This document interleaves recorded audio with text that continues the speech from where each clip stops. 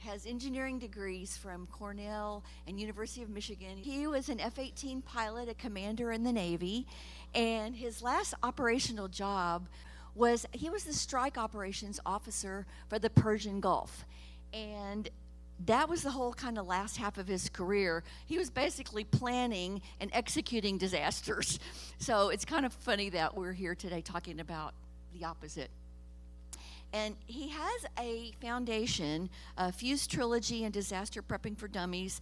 And to create those, he's gotten a really great board of advisors that include astrophysicists, astronauts, an admiral, an AI expert, meteorologist, a CIA agent, Mossad agent, and a pastor.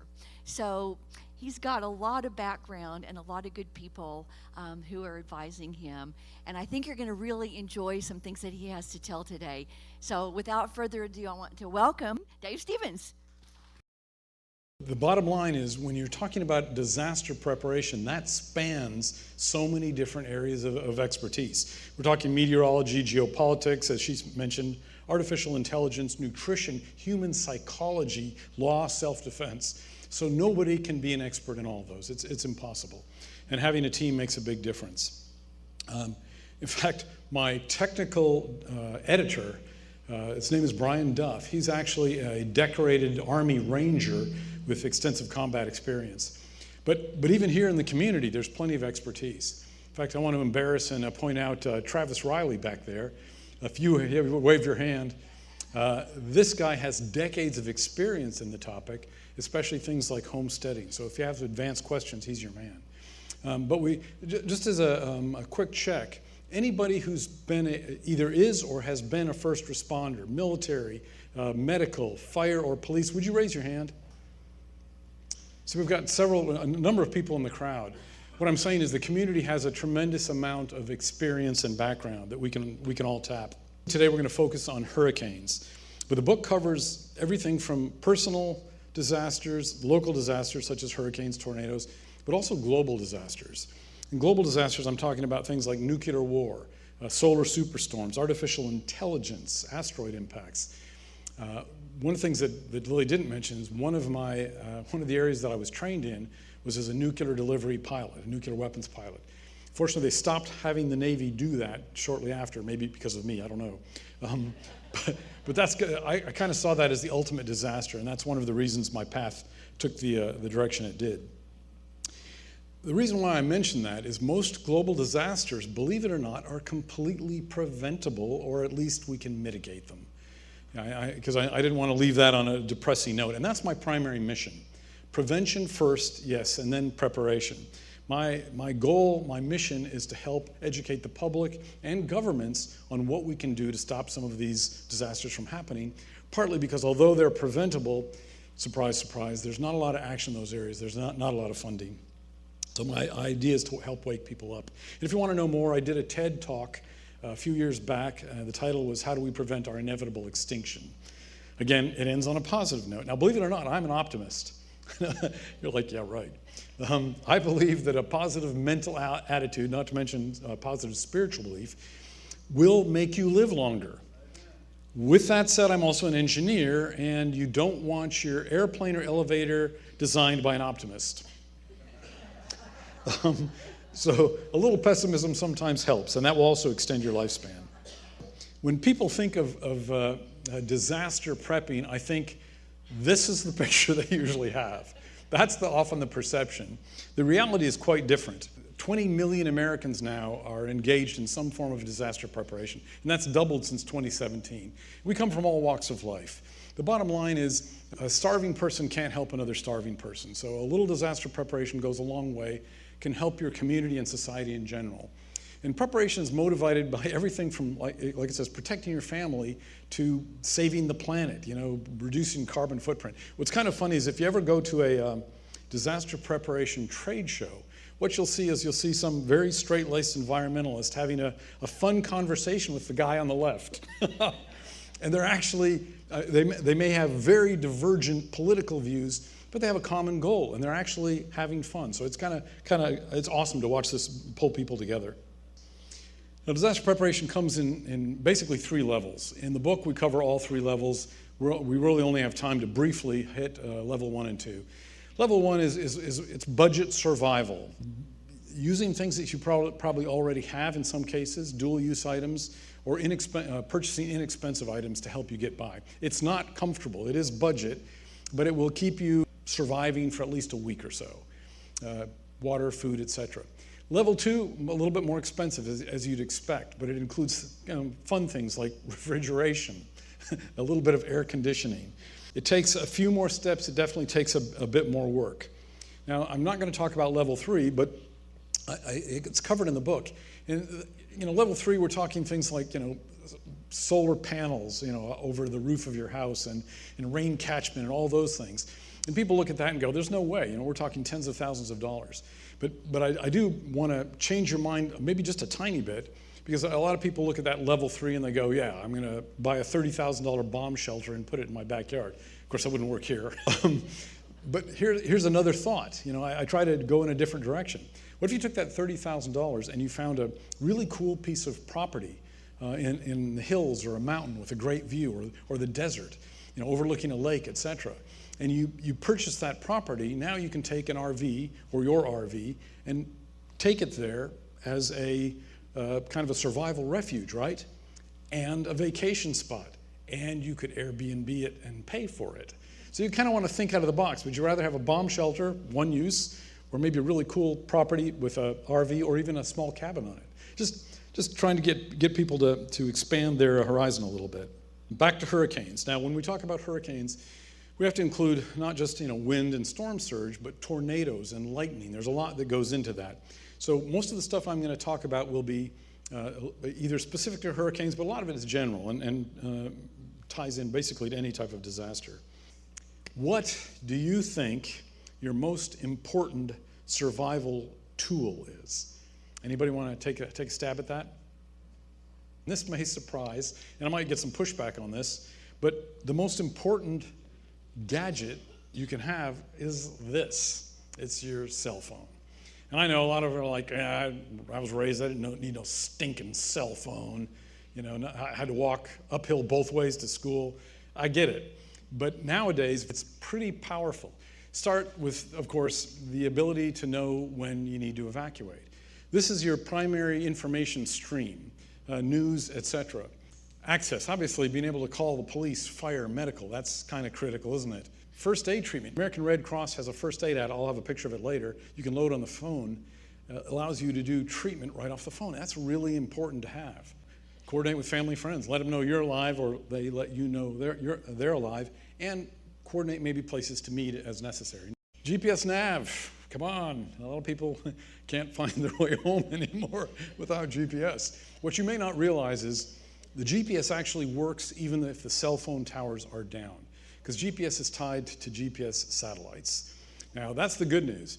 The bad news is that it will show you where you are, but to be able to do routing, to try to figure out where to go, those are maps. The maps are online, so you have to have cell phone service to access those maps to do the routing. But there's a workaround. You may not realize this, but all of the major nav apps have the ability to download the maps to your phone. Now, these maps are big. These are like gigabyte files, so you probably don't want to try to do the whole United States, but you could do like parts of Texas or the part you live in. Once you've downloaded those maps manually, you now have the ability to use those apps even when the cell phone towers are down to route. What you won't get, of course, is real-time traffic, because that does require access. Take pictures of important documents. We talk about you want to have all your documents in one space so that you can gather them up if you have to evacuate. Well, another way to do that, or at least a backup, is to take pictures of the important ones, your insurance papers, your account information, those medical information. Now, as it's noted, important safety tip. If you do that, you need to create an encrypted file folder on your phone, because now you have a ton of private important information. And if you lose your phone or if it's stolen, they would have access to that. So make sure you don't do that unless you use an encrypted file folder. And if you need to figure out how to do that, ask a 10-year-old. They'll be able to show you. This is a big one too. Obviously, before evacuating, or actually tomorrow, videotape your house and all your possessions. It doesn't have to be an Academy Award-winning presentation. Open drawers, look at all the for tools, your closet, video that, because obviously that's going to be important if there is a loss to have that video. That will override any kind of spreadsheet that you've tried to create. And finally, you can put a really cool digital version of, I don't know, some awesome type of disaster prep app, I'm just saying. Now, this is important. What if the cell phone towers are down? You're going, well, that's great, Dave, but you're only going to have a handful of things available once the cell phone towers are kaput, right? Turns out, this has only been around for about 18 months now, but they're now doing something called, you'll hear it called direct to cell. What they're doing is I think all the service providers now have the ability to link your phone to the satellite network. Currently, the satellite network is Starlink. What that means is cell phone towers are completely toast. And by the way, people don't realize that cell phone towers only have a maximum range of about 25 miles, and much less than that. They're powered by the grid. I have a good friend who serviced the generators, the backup generators on those, and he said they only have at most about 48 hours of fuel. So if you have a massive failure, the power grid goes down, flooding, etc., they may not be able to get to those towers. Assuming the towers weren't damaged by the storm itself, they may not be able to get to those towers to refuel them. So within 48 hours, there's a good chance all of them will be going down. What this allows you to do is, now there are limitations. Right now, all you can do is text or use low data rate applications. But you can talk to anybody now. You don't need a cell phone tower. Now, you also, because it's satellite, your phone has to have at least some tiny bit of visibility to the sky. Since it's using a constellation, a satellite constellation, instead of, like Dish, you got to point it at one direction, this uses a constellation of literally tens of thousands of satellites. So even if you're inside, as long as you're probably near a window, or if you're in your car, it works fine. It's also handy if you're out driving out in the boonies and you got no signal, it immediately switches over to this satellite mode. Is it a lot to be spending $10 to $15 a month? Yeah, maybe, but think about it. The ability to be able to use your phone with no cell phone towers. And by the way, voice is coming. That's right behind. They're beefing up the network as we speak. And if you don't like Starlink or Elon Musk, there are going to be competitors coming out as well. Amazon is going to be releasing what they call LEO, stands for low Earth orbit, but that's still probably a couple years away. If you're going to be using these phones and it's that important, you've got to keep it charged. There's a lot of ways to do that. Some are extremely simple. This is probably one of the least expensive options. It's just a battery bank, but it's got a little solar panel on top. I will tell you, you're going to have to leave this out a lot, and it may only, after the initial charge, only charge one phone. The picture at the top is probably better. That's a small folding panel. Still, I think that's under 40 bucks. Maybe it's 30 something with a battery bank. That can keep two phones charged quite easily. So that's a good backup. Or if you want to go total gadget, you've got one that's a combination weather station. It's got a solar panel on it and a lithium battery in it, but it's also got a hand crank. Walkie-talkies. You can buy a set of walkie-talkies from Walmart for, I think, under 40 bucks. So they only have a range of about a half mile. They can come in handy, especially if you're evacuating in two cars. These ones are a little more advanced and a little bit more expensive, but they have the ability to monitor weather stations and emergency bands. Fire, ambulance, police. Police now are largely encrypted, so you can't listen in on those. But you can transmit, which is pretty wild. In fact, some of these actually have the ability to transmit on shortwave frequencies.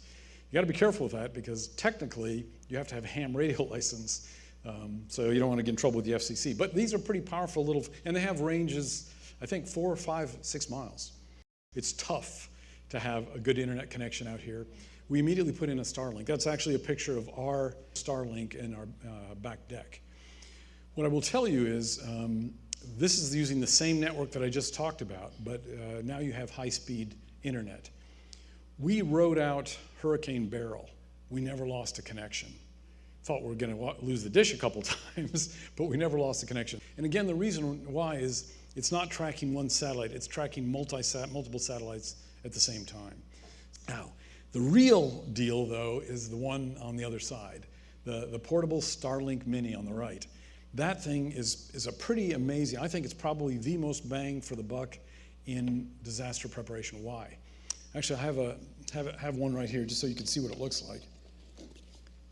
This little bitty dish about the size of a laptop, uses about half the power of that thing. It's completely portable. You can power it from your cigarette lighter. You can power it from a battery. It has a little bit less bandwidth, as you can imagine. I mean, a little less speed, but it still can do 75 to 100 megabytes per second, which is enough to stream pretty much, high definition video. What's really powerful about it is, now you do have to, with Starlink, you usually have to buy the equipment up front. You don't rent it, you have to buy it up front. And let's say you get, I think the lowest plan is, for the mini, it may be the only plan, $55 a month. But here's the cool thing. They allow you to pause it to put it in standby. So after you buy it, you put it in standby and they charge you $5 a month. Now here's the cool thing, or the cooler thing. In standby, it still works at an extremely low data rate, like half a megabyte per second. That allows you to make calls, text, and do very basic internet surfing. So you go on the internet and everything is lost and you turn your main plan back on for $55 a month. You can take this anywhere, throw it in your car, etc. It works in cars, it works on campsites, etc. And by the way, I am not sponsored by any products. I don't even allow them to send me free stuff. So this is objective, but I am a little bit of a nerd. So cool concept, I believe. Okay, big question. Should I stay or should I go? Anybody recognize what song that came from? I think it's a Clash, right? Now, some of it is pretty obvious. Is it safe to stay? Well, look, if you're in the center cone of a Cat 5, duh, that's pretty obvious. You're out of there.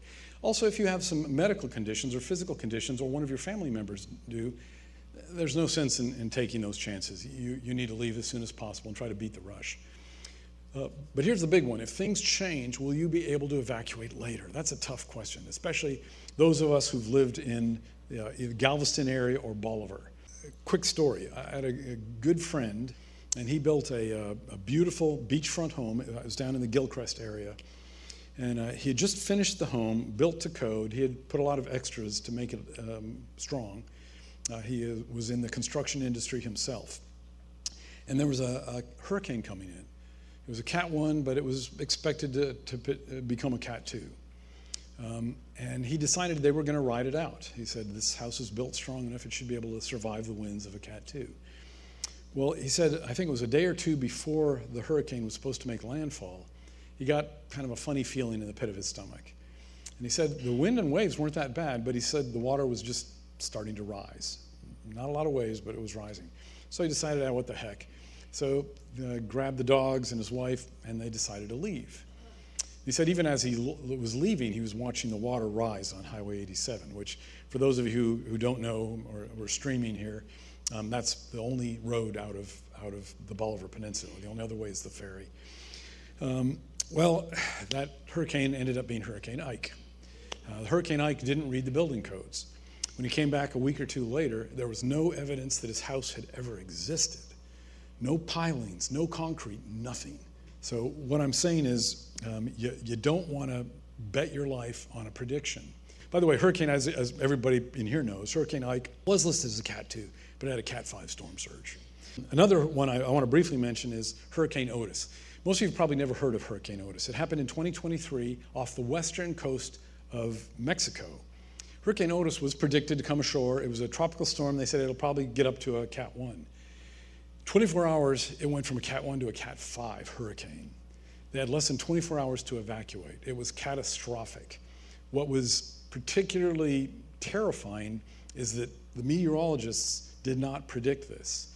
Now, since then, they've built a lot of this into current hurricane models. But the bottom line is, if it's coming ashore as a 1 or you think it's a 2, plan on at least 1 level above, maybe 2.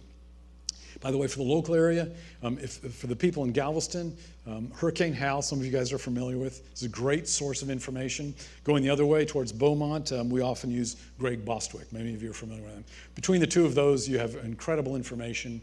These are people who actually live here and have been here for a while and know the area. Now, how do you decide? I know this looks engineering. How do you decide whether it's time to go or stay? Well, when I did the global disasters, and I ranked them 1 through 7 in the book, and we're not going to cover that, but I used basically 2 variables: consequence, probability. What is the probability that a disaster will happen in your lifetime? And the other one is consequence. And if it does, how bad will it be? Well, Brian Duff, again, my technical editor, this is the Army Ranger, he added another variable that he had used, vulnerability. Because when you're talking global disaster, it's pretty straightforward, but when you're talking of a local disaster, hurricanes, tornadoes, it depends on your particular situation. And I'm using a 0 to 5 scale. You can use a 1 to 10, well, however you want to use it, but 0 being no probability, no consequence, 5 being maximum. If you live in South Dakota, probability of a hurricane is 0. You don't need to talk about anything else. 0 times anything is 0, so there's no risk. Gulf Coast on a house built to current standards, and this is ballparking it, okay? I'm saying about a 3 out of 5, 60% chance, same with the consequence. And that would apply to all of these on the Gulf Coast. But it's saying the vulnerability of a house on pilings built well, still maybe 3, 50-50. And we're talking about a major hurricane hitting head on. Now, if you're in a mobile home, I'm sorry. A mobile home is not going to survive the wind. It's not going to survive a storm surge. Maximum, basically, and you can see almost double the consequence. RV, but RV in this case, we're assuming that it can and will be moved. It's actually lower than a house because you can get it out of the hurricane zone. Something important. Now, this is just an example, guys. Bottom line is when you are looking at any disaster, it could be house fire or anything else, this kind of gives you a way to intellectually kind of plot out what might happen. When do you decide? When do you decide to evacuate? I want to share a little bit of a story. I had a good friend. We went to college together. We were roommates in flight school. Great guy. Years later, after we were both operating the fleet, I got word that he was on a night low-level mission and his jet hit the ground. No ejection attempted. I did a little research and discovered that 60% of all tactical jet fatalities are pilots literally flying into the ground. They wait too long to pull that ejection handle. Later as an F-18 instructor, I told my students that you're not setting foot in that jet until you decide when you're going to eject. Right now, before we get into the jet, I need to know, under what circumstances are you going to pull that handle? Why? Because when the adrenaline is flowing, hey, it increases our reaction speed, our strength, our pain threshold, but it doesn't facilitate rational thought. We've all been there. Adrenaline flowing, you're probably not thinking very well. When I've had flight emergencies, I've noticed my ability to multiply is reduced. I mean, even simple tasks. So what I tell them is, I need to know exactly when you are planning to pull that handle. And I need you to think of that every time you get in the jet. Another reason to do that is because we're both in the jet together, and if he pulls the handle, I go too. So it's kind of important to know what he's thinking, or she's thinking. By the way, if you see Jim Cantori of the Weather Channel broadcasting from your front yard, you probably waited too long, just saying. Please take a little time when the adrenaline isn't flowing and just sit down and think, okay, under what circumstances will I evacuate? And once you've decided, stick with it.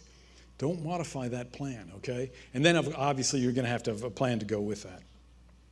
Okay, we're going to briefly talk about evacuation, then we're also going to talk about what to do if it's not so extreme that you can stay or you can come back.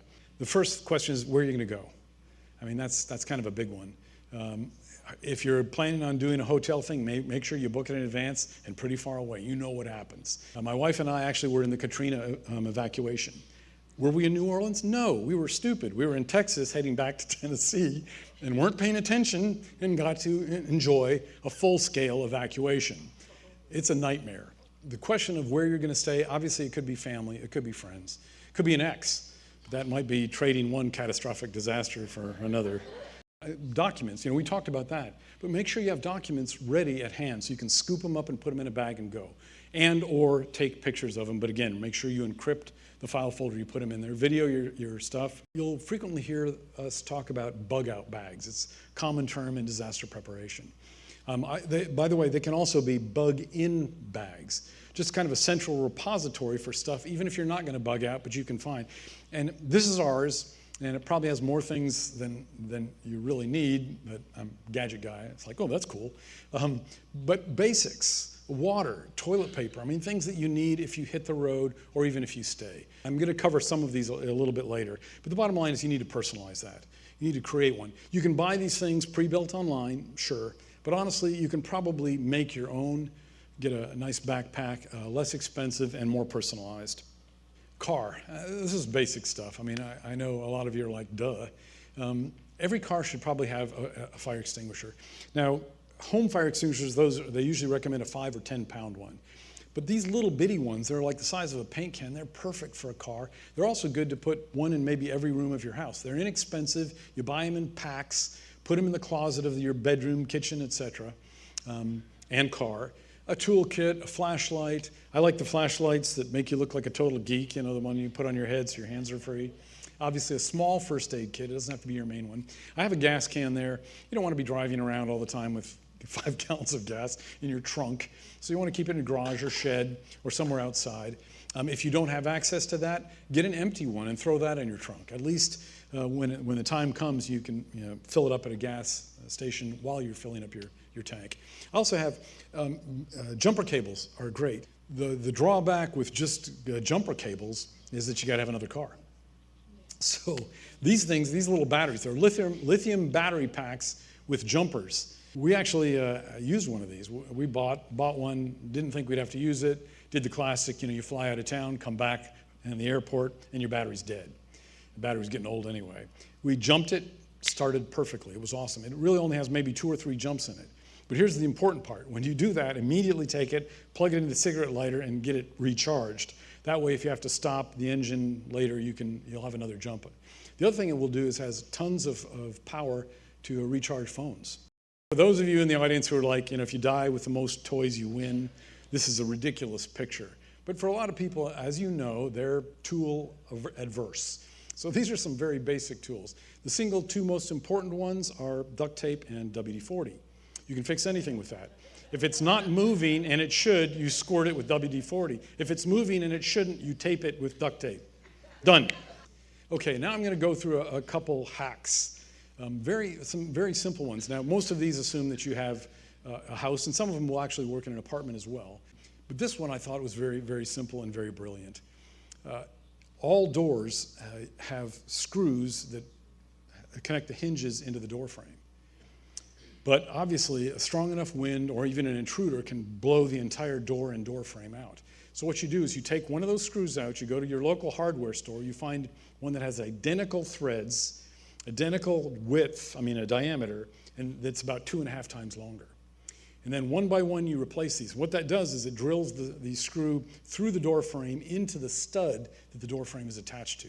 That radically increases the strength of the door frame assembly. And do the same, obviously, with the striker plate. Now, this I don't have, but I thought was very clever. Doorcade, and it got really good reviews. Now, this only works on inward swinging doors. Most entry doors are inward swinging. At the beach, they swing out often. Basically, you have 2 connections that are bolted into the frame of and again, with long screws, into the door frame and into the studs. And then you put this little barrier. When you don't use it, you take it off, put it in the closet, and you flip them down, and they're almost invisible. Now, this we do have. A very, very clever system. If you're going to put shutters, if you don't have automated shutters or mechanical shutters, obviously everybody puts plywood up over their windows. But that, cut it, and then you got to screw or nail that thing in, and then you got to tear it back down again.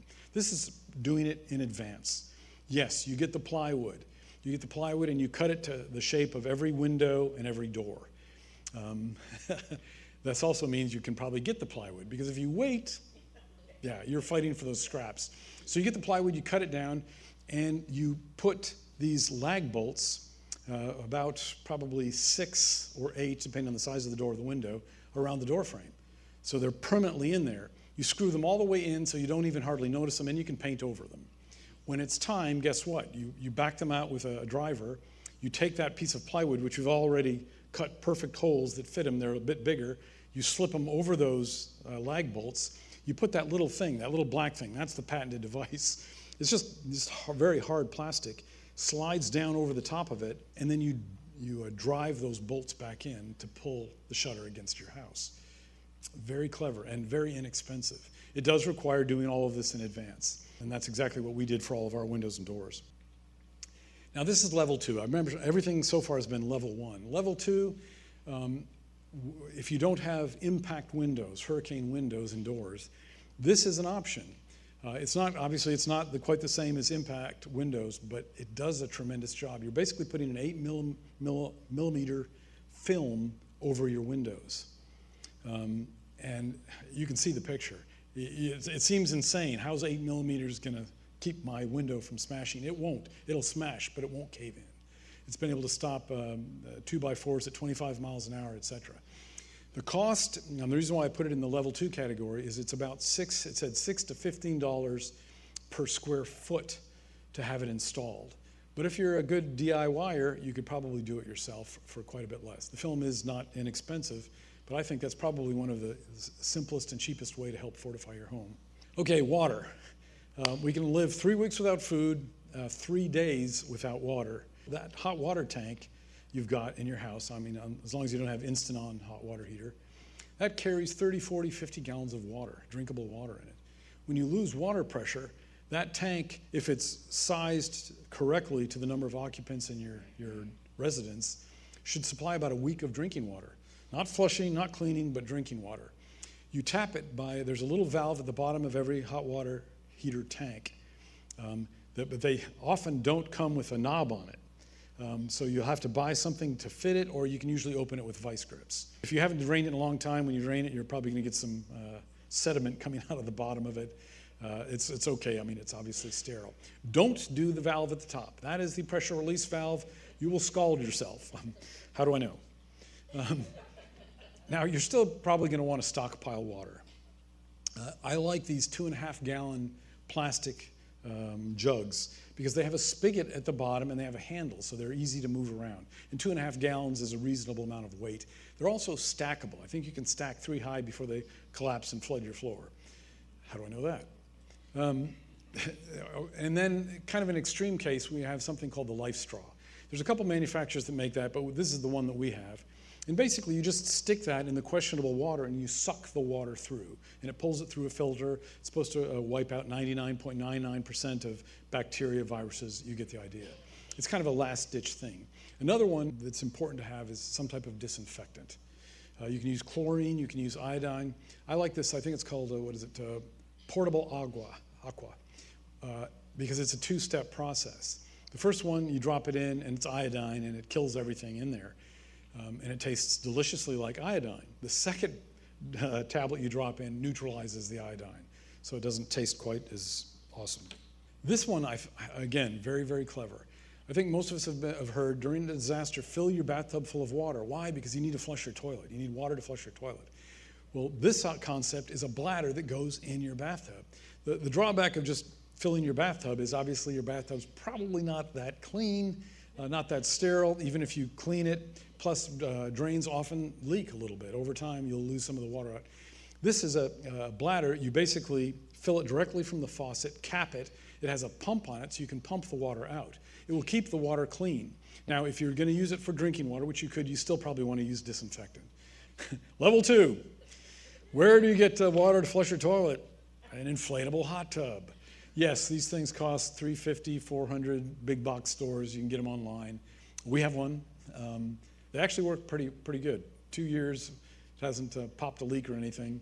Be careful, when they're filled with water, they weigh about 2,000 pounds. So make sure whatever you're putting on can support that. But 250 gallons, you got all the water you need to flush toilets, you got all the water you need to clean, hygiene, etc. And in a pinch, you could use it for drinking water, but again, you want to treat it with some disinfectant before you do that. What goes in must come out. Now, if you got a septic system, not a big deal. But if you're on city or municipal sewer, when you lose power, guess what happens? You know, eventually those pumps quit. Gravity will work for a while, but eventually the pumps quit, especially in city environments. When that happens, backups will happen. These are very simple ideas. It's a 5-gallon Home Depot bucket that you put this type of a lid on with a bag and maybe some cat litter to throw in there after. People use them frequently for camping, but it's a great thing to have as an emergency backup. First aid kit. Get a good first aid kit. If you have one, go through it, make sure it hasn't expired or somebody didn't take all the bandages out. The American Red Cross emergency treatment app is free, and it's very good. In fact, you can actually schedule first aid training on that app. First aid training with the Red Cross, I think, runs about $40. You can do it in person, but you now can actually do it online. I also recommend as a backup the EMS field guide.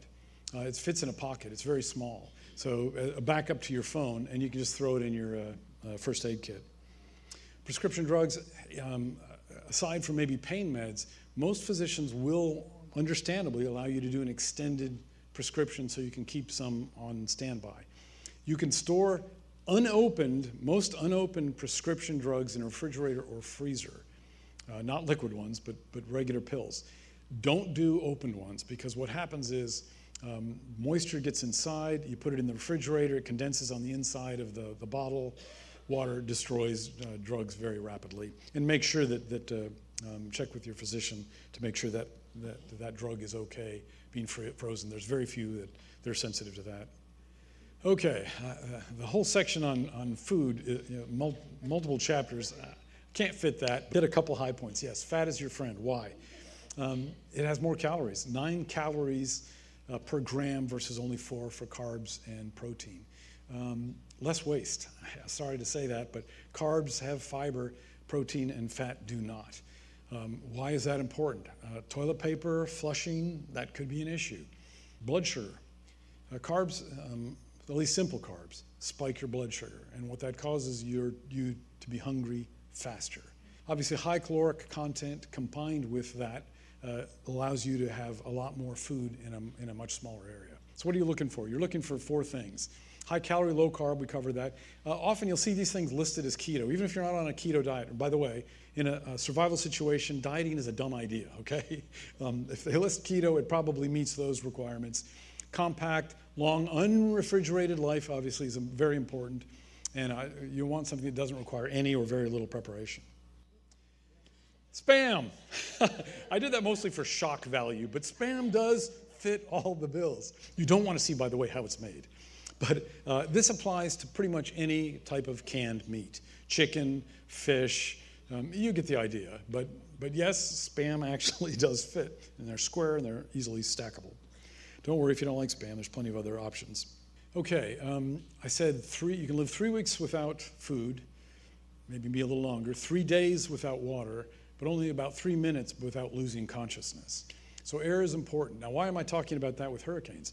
The chances of house fires actually increases dramatically due to things like lightning, down power lines, people using generators, etc. So we talked about having those little fire extinguishers. If you have a house that's on pilings and you only have one staircase, probably a good idea to have a rope ladder. If you have a 2-story house, same thing. Again, those little flashlights. Now, as far as the oxygen, I'm going to talk a little bit more about that. One of the things I noticed recently, I don't know if you've seen this, but on the West Coast, there have been some of these giant chemical plant fires. Have you seen that? In Los Angeles, they had to evacuate 50,000 people for a while. Then there was another one, I think, up in Oregon or Washington. Yesterday, there was a massive fire at a recycling center. Just the whole sky was pitch black. So there's a lot of situations where you have toxic air. Quite a few years ago, I was in Finland, and I was test flying one of the first F-18s that they had built there. And flight went great. They did an awesome job. When we finished, I went out with another guy. I always like to kind of taste the local cuisine. So we went to a small restaurant, and I asked, what's your specialty? And they said, reindeer stew. I said, count me in. They brought reindeer stew out to us. We ate it. It was absolutely delicious. So if you ever go to Finland, try the reindeer stew. Except we said, that was so good that we're going to come back tomorrow and have some more. And our waitress was like, she paused and she's like, I don't recommend that. And we're like, why? And she goes, do you remember Chernobyl? And we're like, yeah. Well, the fallout pattern actually went over where the reindeer live, and some of the reindeer are still a tiny bit radioactive. Would have been good to know before the first meal. Apparently, Rudolph the Red-Nosed Reindeer is based on a true story. Now, the reason I mention this is because it is important to kind of look at where you are in relation to things like chemical plants. You want to be aware of wind patterns. Chernobyl was hundreds of miles away from where we were. And despite that, they were still, and this was quite a few years ago, they were still under the influence. One other question. A lot of people ask, hey, these little bottles of oxygen, what's up with these? Even when they're full, they weigh almost nothing. They come in multiple sizes.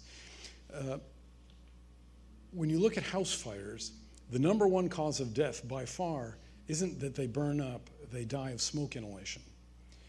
They lose consciousness and it's all over. And that's building fires as well. I don't know if you've ever done this, but you hear about the tragedy of an entire family perishing in a house fire, and some part of you is like, why didn't they just get out? Well, here's the trick. During a fire, obviously it produces a tremendous amount of carbon monoxide. It also, any type of plastic produces cyanide compounds. Those bond with the red blood cells in your body, and once they're bonded, they are no longer able to pick up oxygen or release oxygen. So basically you suffocate, and it can happen very, very quickly. I've had people say, well, I think I could hold my breath. Try it. Hold your breath, get on your hands and knees blindfolded, because it probably will at night with no power, and try to get out of your house on one breath of air. It's not going to happen. So these things are actually designed for hiking, fitness training, etc. You can get them at any, I think you can even get them at Walmart. They only have a couple minutes of air. You basically pull the trigger, it's almost pure oxygen, you suck it in. By the way, because it's pure oxygen, don't let it get too close to the fire itself. Oxygen does feed fire. But a few minutes might be enough to get you and your family out of a fire. So we keep these in our bedside tables. And a lot of people go, I don't want oxygen anywhere near in case there's a fire. You know what? Your hairspray can is a lot more explosive than this would be. I've also been asked, well, if I drive my car off a bridge accidentally into a lake or river and it sinks, could I use this? I'm a scuba diver. This does not have a regulator. It will not work underwater. Now, you could take a couple breaths before the car fills with water, but honestly, I just recommend driving your car only into the shallow end of swimming pools. Okay, power. Power. Electricity is really the elephant in the room. It's the largest part of the book. And by the way, for those of you who don't want to hear about electrons, this might be a good time to check your social media on your phone. The bottom line is you want at least enough power to charge your phone. But I have this as level 1+. This is a step up and still reasonably inexpensive. Some of you may remember the old UPSs. They're uninterruptible power supplies. They've been around for decades that you'd set near your desktop computer so that if you lost power, you'd have time to shut it down. Inside, they just have these big old lead-acid batteries, old generation technology, but they're pretty inexpensive. You can get these things for $60, $70, $80. That's why I have the Plus. If you tie that to a small portable solar panel, maybe 100 watts, the combination will not only charge your phone, but you should be able to keep your laptop charged. You can, maybe a small fan. If I use a CPAP, it might get that CPAP through the evening. So that's probably the least expensive way to get basic power. It's not going to keep your refrigerator going, and it's not going to do any air conditioning. Okay, now we're stepping up to level 2. Yes, this is more expensive. Now we're talking about gas generators. Gas generators are pretty impressive, even the small ones. But they're fuel hungry. They go through gas real fast. And once you've done that, of course, you're stuck. What you want to do in a perfect world is you want to pair them with the portable power stations. Portable power stations are just lithium battery packs. They can hold a tremendous amount of electricity and release it. But their weakness is, yeah, okay, you used it to power your refrigerator for 8 hours, and now it's dead, and there's no way to recharge it. But if you put them together, they make a pretty impressive combination. Refrigeration and some air conditioning, you think, well, that's a luxury. No, actually, it's not. When I was strike ops in the Gulf, I was assigned to the USS LaSalle. That was the flagship, and it was parked in Bahrain. Bahrain gets hot in the summertime. I used to run on the pier all the time. I was in pretty good shape. Went out to run one time, and the temperature was 113 degrees. But I thought, no big deal, because there was a nice 15, 20 knot wind blowing. Piece of cake. What I didn't know was the humidity was 80%. And if you look at, you know what a heat index is? That's where you temperature and the humidity, put them together. The heat index was 140 degrees. The normal NOAA chart only goes to 137, because who'd be stupid enough to be outside in 140 degrees? What I didn't understand, basic physics, is that once you pass about 106 degrees heat index, the wind no longer cools you by evaporative cooling. It's a convection oven. It actually adds heat. Well, despite that, I went out on that pier and I ran 2, maybe 300 feet, came back.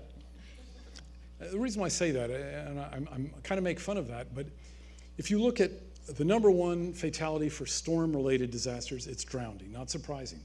But the number one fatality or a source of death for all weather-related disasters that covers everything is actually heat. Heat stroke, heat exhaustion. That's what kills the most people. So air conditioning is actually important. In fact, I would put air conditioning, long term, especially if you're older or younger or you have a medical condition, I would put that higher than keeping your refrigerator cool. Because stuff in your refrigerator, you're going to eat it, you're not going to be able to replace it. Now you're going to be using your normal stockpile of non-refrigerated foods. And when I say air conditioning, I'm really talking about maybe air conditioning one room. Even if you have central air, you may want to buy a small, efficient air conditioner that you can put in one room and at least keep one room or one part of your house cool. In this example, this is how you would use it. You take your small portable generator, and you can get these things $500, $600, but important caveat. If you're going to use a gas-powered portable generator with one of these portable power stations, that's the lithium battery pack, make sure it's an inverter generator. Inverter generators produce much cleaner power, and some of the portable power stations can't handle dirty power. So you got to make, and you'll pay a little bit extra, but we're still talking $500, $600 for these generators. What you're doing is you're using it to power your coffee maker in the morning, charge your laptop, run your air conditioner during the daytime, and at the same time charge your battery pack, your portable power station. Then at night, you turn the generator off, you save gas, and you use the portable power station to run everything, including, and the load should be much slower at night anyway. Obviously, how you size these to work together, that's a bit more complicated. The book goes into some detail. And if you want to make it even sweeter, add a solar panel, maybe a 200-watt solar panel. That charges the portable power station even when you maybe run out of gas for the generator. But it's a great combination. Now, you go, well, I want to power my entire central air. Well, that is an issue for most generators. Usually they'll tell you you have to have a giant fixed non-portable generator, like a Generac, to power a central air system. But there is a way around that. The reason you have to do that isn't because now let's take a 3 or 4 ton air conditioner. It's not that they pull maybe 4,000, 5,000, 6,000 watts. A generator could handle that, but it can't handle the starting load. When the compressor starts on your generator, your starting load goes 2 or 3 times. That spike kills the generator immediately. What you can do is you can buy something called a soft starter. What that does is it tells the compressor, it ramps it up slower. It's supposed to be easier on the compressor, and it cuts the amperage down dramatically. They cost about $300, plus, of course, the cost of installation. We put them on both of ours. I tried a different model. Both of them burned out within a year. This one has continued running, so I will recommend that so far. Now, you're going to have an electrician because we're talking a 240 circuit. Protection. I'm going to tell you, there is a chapter on firearms. I'm not going to cover firearms in this. We're in Texas. Most people have them or know how to get them. The reason why I'm going to talk about some non-lethal ones is because there are people who obviously aren't comfortable, don't want to carry a firearm, and that's fine. We also know people, everybody knows at least one person who probably shouldn't have one. The chances of a catastrophic disaster actually increase instead of decrease. So just briefly cover these. These are some quick and easy ones. Pepper spray. Come on, pepper spray, as actually police use them, that tells you a lot. Pepper spray is very, very effective. The little bitty ones are small enough you can put them in a pocket or purse. I'm not being sexist here, but I think all women should carry them. Our daughter has it attached to her keychain. Brilliant, because that's what she has when she gets in and out of her car. Yeah, I can see a few back there.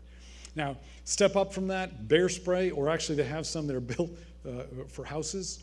These are much bigger, have much longer streams. They're less likely to spray back in your face. Some of them have a gel. Very effective. I've had hunters tell me that they're more effective than a pistol with a bear attack. The pistol just ticks off the bear. Tasers. Tasers. Now, this one is actually a combination flashlight taser, which I kind of like. Requires, if you touch somebody, it hurts. If you hold it against them, they'll usually collapse. It will take them out. But you have to be there. It's pretty tight quarters. I will tell you, be careful with these. You can get them for $30 online. In our experience, they only last a few years, so check them out regularly. Be ready to get another one. Step up from that, level 2, and we're almost done. A gas-propelled taser. They're good for 10, 12, maybe 15 feet. Fires a couple barbs, does the same thing. You don't have to get as close. Quite a bit more expensive. Police use them. This is kind of a residential, simpler version. And something new that I had never seen before until recently is gas-propelled pepper balls. It's basically a paint gun that shoots balls with pepper spray in them or tear gas. That's got to be fun. I have to warn you, not just these, but pepper spray, tasers, whether they're fire or not, are restricted in some locations. So be careful that you understand the law. By the way, you don't have to read the book cover to cover. I've had a lot of people go, well, I wanted to put a review in, but I haven't read the whole thing. You don't have to. Dummies books are designed so that each chapter stands on its own. Just read the chapter that is of interest or it applies to you. And when you read at least one chapter, you can actually write a review, unless you didn't like it, and then don't write any review until you've read the whole book, including the index. Kidding. By the way, if you don't do nonfiction books, I understand.